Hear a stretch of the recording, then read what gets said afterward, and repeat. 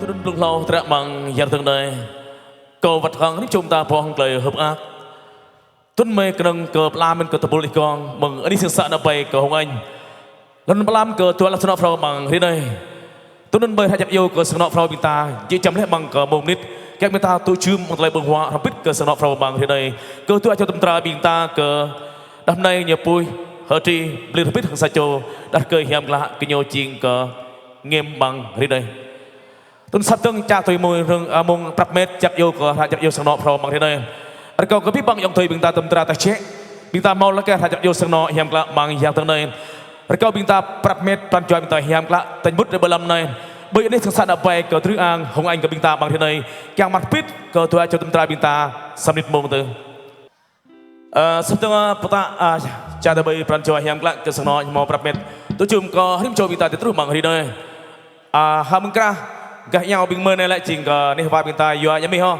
ta to kan này gah no bing men bing ni va binta yo pai bir ta to kan này kau binta lang biak bay ke garong bang binta tetap tebuh kapak binta yua tato kanan lengkok yang ramen binta yua jemih lah tato kanan yua kapai biar tato kanan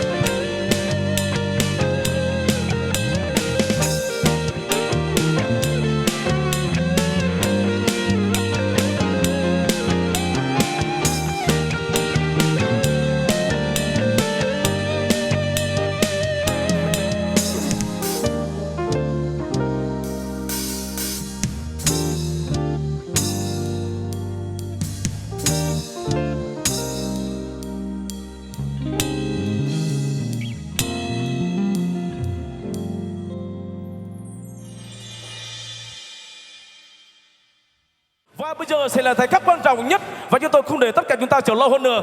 Xin kính mời chúng ta có mặt tại đây để xứng đáng dành một tràng vỗ tay thật lớn hơn nữa để chào đón hai nhân vật chính của chúng ta trong buổi ngày hôm nay. Xin mời cô dâu Hờ Tri cùng với chủ đề Nghiêm.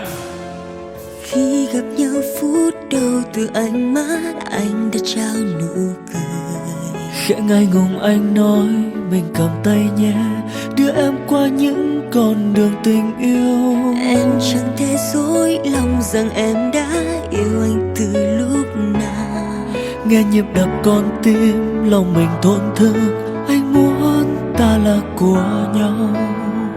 Từ đây em không còn khó. Hôm nay có hứng trộm ta một bóng ngang tự trưng của tôi cho trong đọc ta bằng hiện nay chính có đặc mời nhiều. Hôm nay có nhiều bùi Hờ Tri hàng đặc cười có nhiều Nghiêm. Các cái mình tôi những bóng lên xa thầy hiểm lạ rút của này. Ta bùi biết đó. Bình Mỹ, Bình Ma. Lại có tôi ba là tôi những hàm từ chân đục noa. Bằng hiện nay có lý hướng dân mình ta không mò hại sắc yêu sang nó. Ta không rút bằng thế này.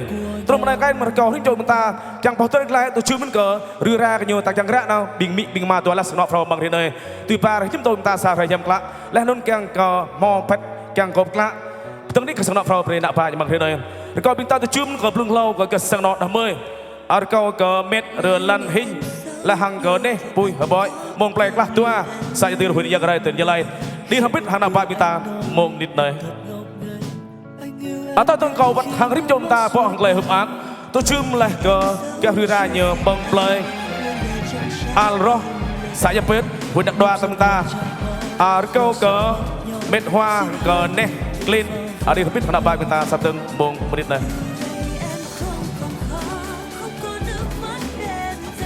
Mỹ Ma đặc cây tờ tọ cái đặc cây ho Mỹ Ma 50 tờ tọ cái 50 câu hít vô mình ta sắp từng ta biết biết mồm mình ta chẳng ngắc cây mình ta bom ta nhắm lại mình ta bơi đừng lòng này nên chẳng tôi chum cờ sang nọ phao vật hợp Mỹ Ma tôi là nhà bằng đây này các cái hôm nay chính cờ đây yom lăn phật lọc có bị bằng cờ nằm đuôi mình ta chẳng thụ mà luôn ta thọc ra chính tờ từng sang nọ phao ta không biết biết hay yom phật mình ta bơi phải tay chết chẳng rút bằng thế này đây sang nọ nhiều vòng lời hợp an càng bậc lẽ ya càng bậc lan có bom ta thuộc lúc chúng ta một đây cầu chúng ta mượn bịa cái gạt sang nó đã mơi nhiều đi bịa hết chúng ta bằng thế đây tôi nhập nhiều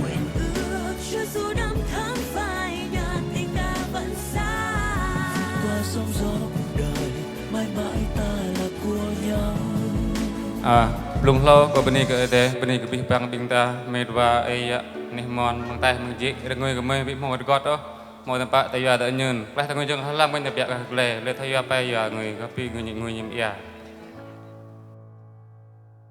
ta thuộc răn lại ta phong lại hồng ác bằng thế này mà ác lo bằng lo biết bao bên ta chỉ cái bình Mỹ bình Ma từ ta chỉ bốn lần nào bài hàm từ chân nục nòa tên của một sang nọ rút còn thế này ta mới muốn tụi lại bị hấp nhiều pet đôi ép đôi xem mặt nạp pan choang tụi lại bên Mỹ Ma cái nhiều phong lại bin prong ta buru biết nó sắp từng ta bóc breaker tụi lại rai Mỹ Ma cái nhiều vẫn cái sang nọ from bằng này sắp từng hàng tầng ngàn prong lăng biết bằng ta bằng thế đây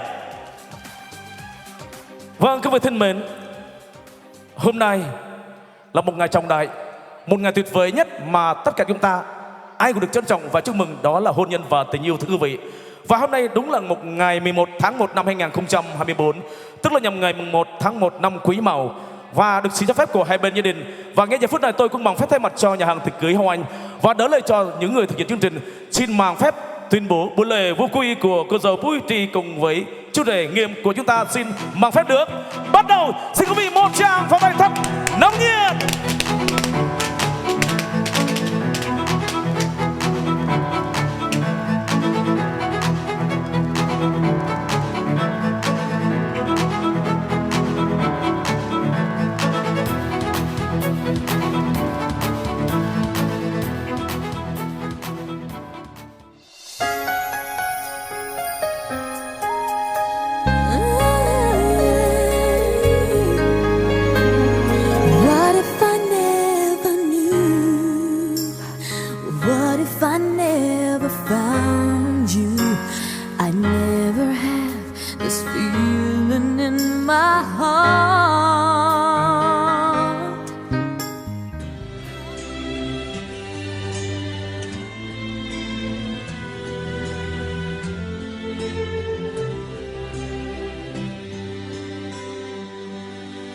Not sure if you know this, but when we first met, I got so nervous I couldn't speak.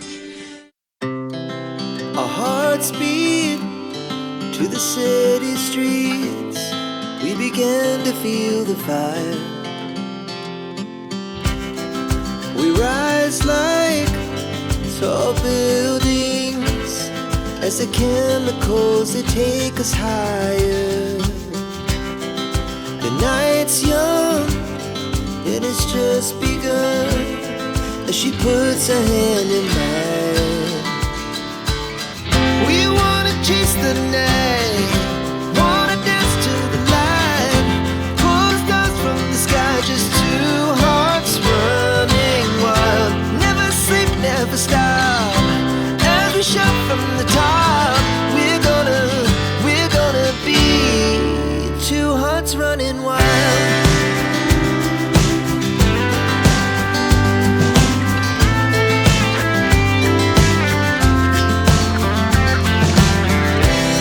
Now the morning is the afternoon. We lay awake in bed. The laughs so loud as the hours pass.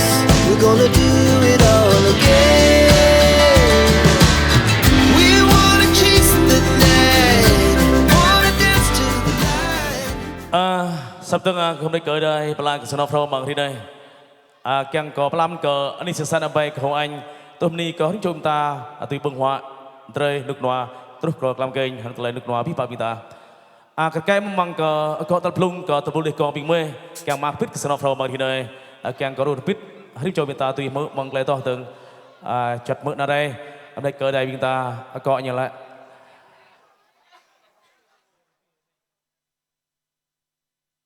Sit có thâu, ăn có chúng ta mỡ không biết bằng thế này.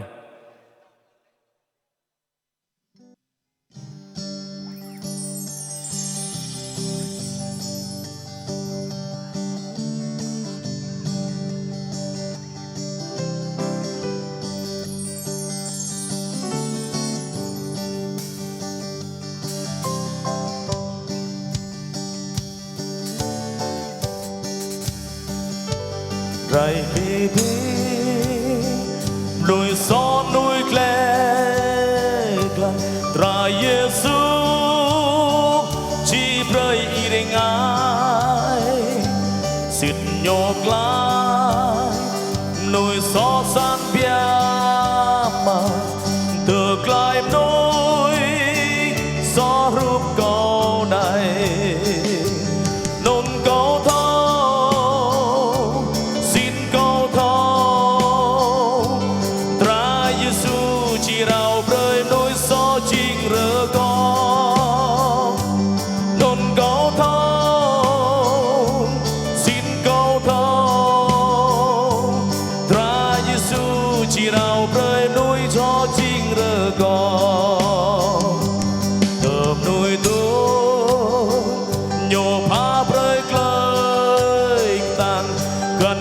Chan nhô ba trở lan bằng mi tắc nhô toa praya nhung lời nam mơ nhô bli chim ngài nôn câu thâu xin câu thâu tra Giêsu chỉ nào rơi núi gió chiếc rơ con.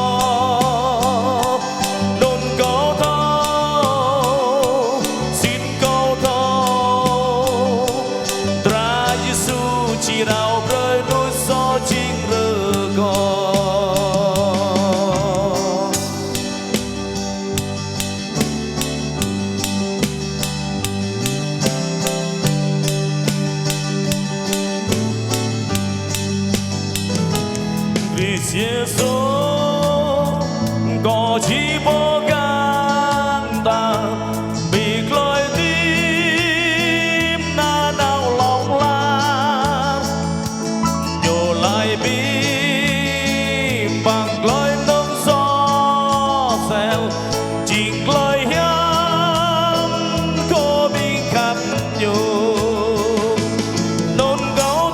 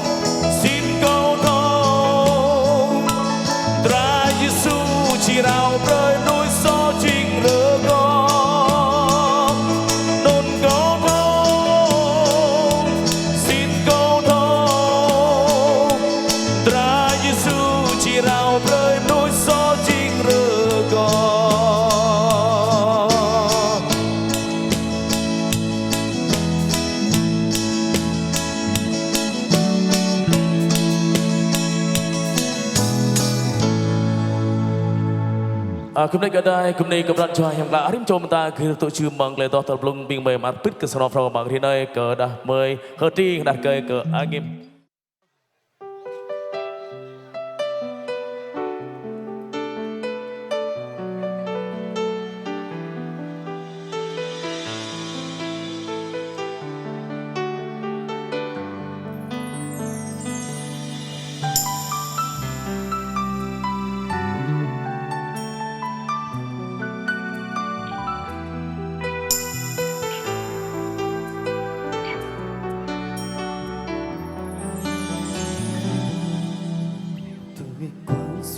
Anh vẫn một giấc mơ luôn có em trong vòng tay, người kề bên em cùng nhau ngắm sao lung linh, thầm nguyện được có nhau rồi đây.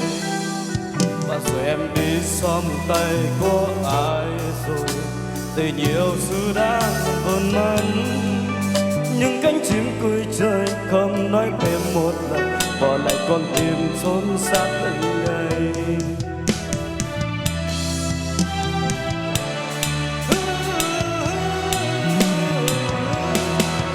Giọt nước mắt đang vẫn thấm ướt trên môi, vì trong lòng anh chỉ có một mình em thôi. Không cùng thời gian nỗi buồn, không cùng thời gian nỗi nhớ, trong con tim anh vương vờ. Phải làm sao để quên đi hết những ký ức năm xưa, dù anh đã có nêu kéo bước em trong mơ. Tôi lần lúc suy nghĩ anh nói xót xa từ đây.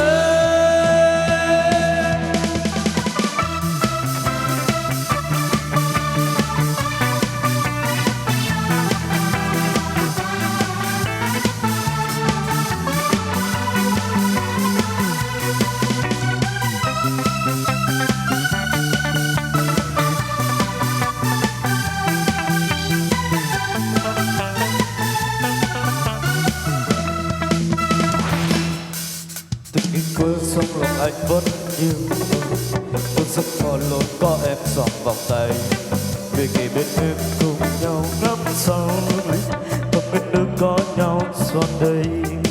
Và rồi em đi xa vòng tay của ai rồi, tình yêu xưa đã vỡ mất. Những cánh chim cuối trời không nói thêm một lần, bỏ lại con tim xót xa từng ngày.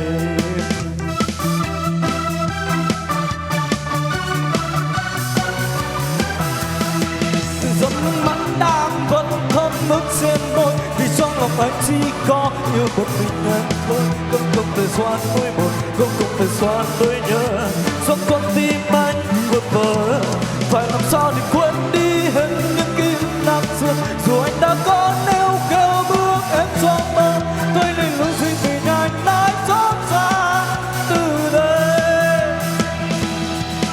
Giọt nước mắt đang vẫn thấm ướt trên môi, vì trong lòng anh chỉ có yêu một mình em thôi. Con không thể xoan nỗi buồn, con không thể xoan nỗi nhớ, trong con tim anh buồn vờ. Phải làm sao để quên đi hết những ký ức năm xưa, dù anh đã có nêu kéo bước em trong mơ. Tôi nên luôn suy nghĩ anh nói xót xa từ đây.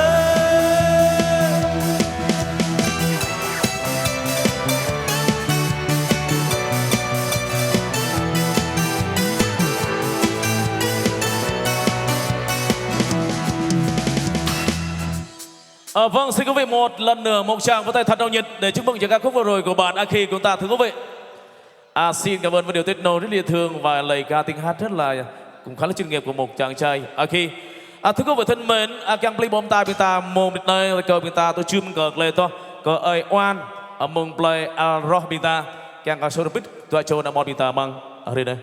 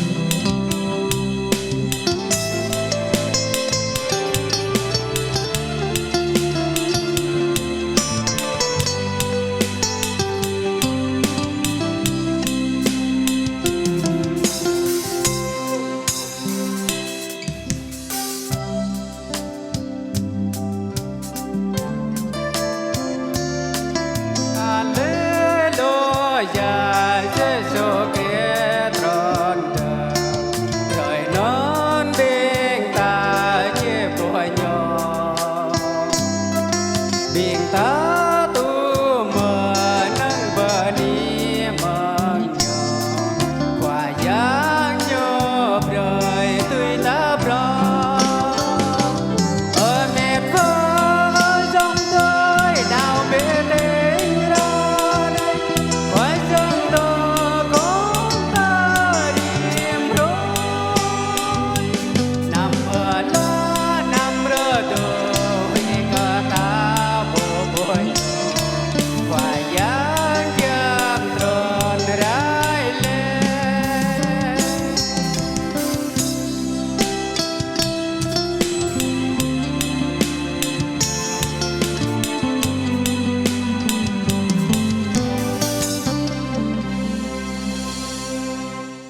Bên đây cơ đây prong prin hà mò rupit ke pran joa yam kla ke oi wan mong play roh kyang ke rupit bang play to ri đây ta thực từng mong rong play to ke oi wan to chương la kau ka thim chom ta to chum ke to cho tâm ra yam pi pang bita bang ri đây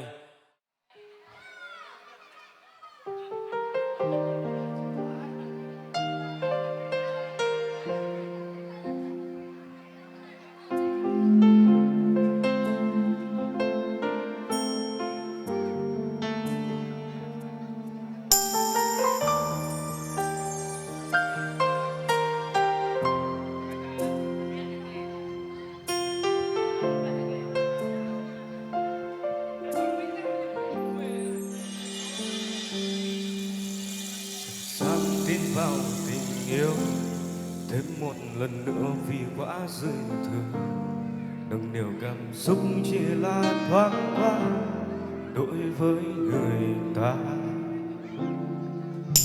dành hết hy vọng làm chi để rồi nhận được lại được những gì xin lỗi em vì anh đã quá thật lòng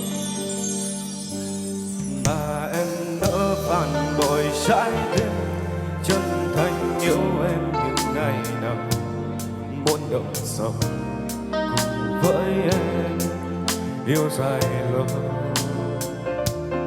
mà chưa chấp nhận được những gì đã rời xa dưới chúng ta kết thúc thật vội vàng khiến anh ngỡ ngàng biết khi nào mới có thể yêu một người đến thế biết khi nào mới có thể thương một người nhưng nay đã xa thật rồi anh chấp nhận thôi người vui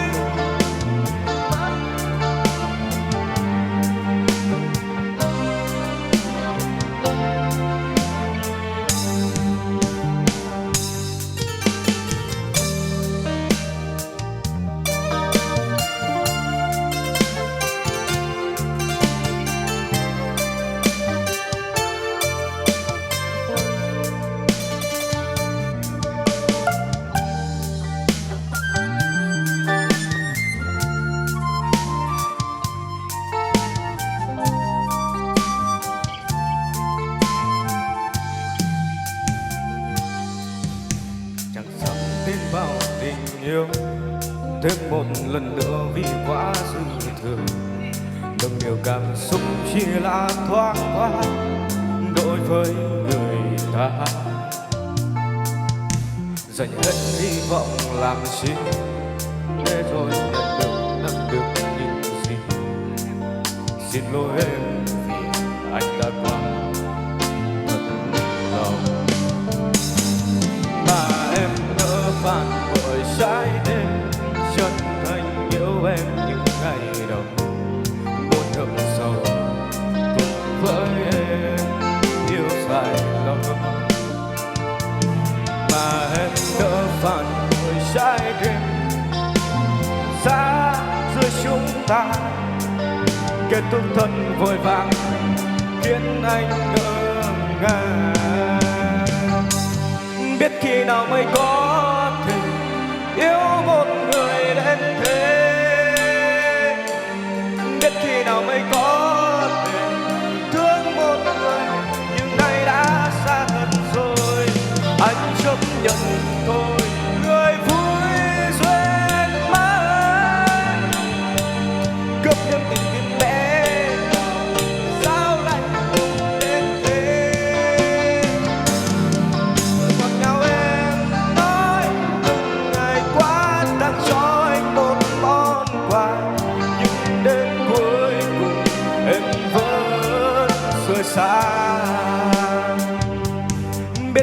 nào mới có thể yêu một người đến thế,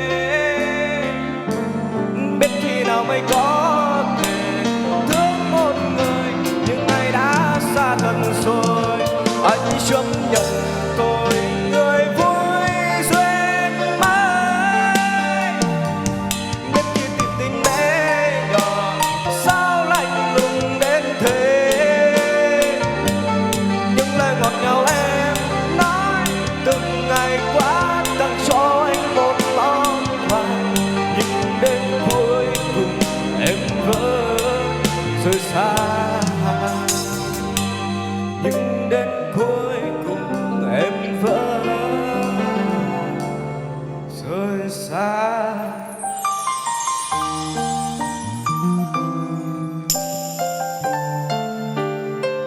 Xin được nhận và chúc mừng ca khúc của bạn Minh.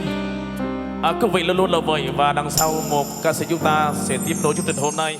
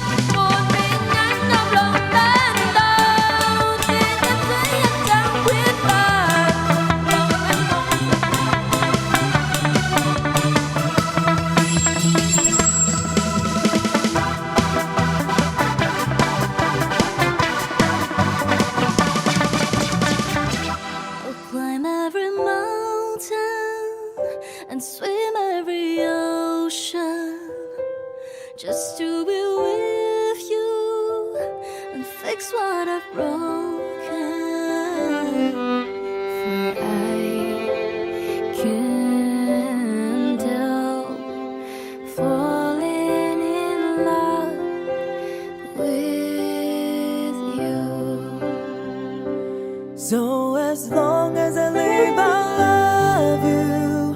Will have and hold you.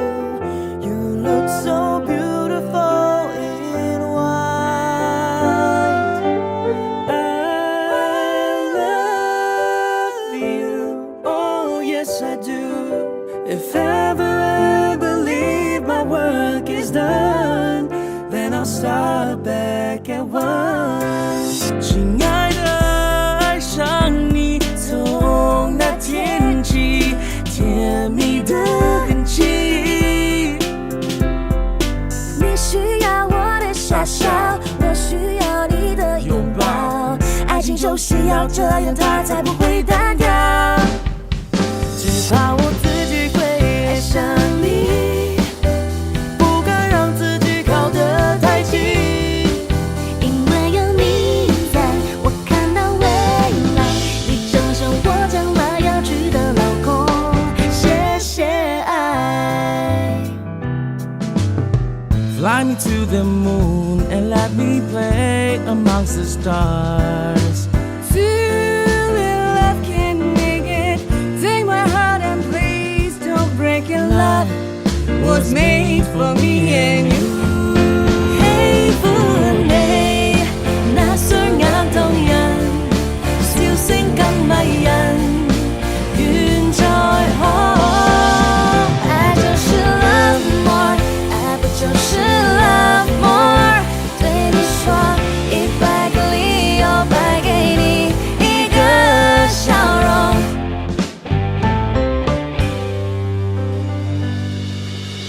无期的难难。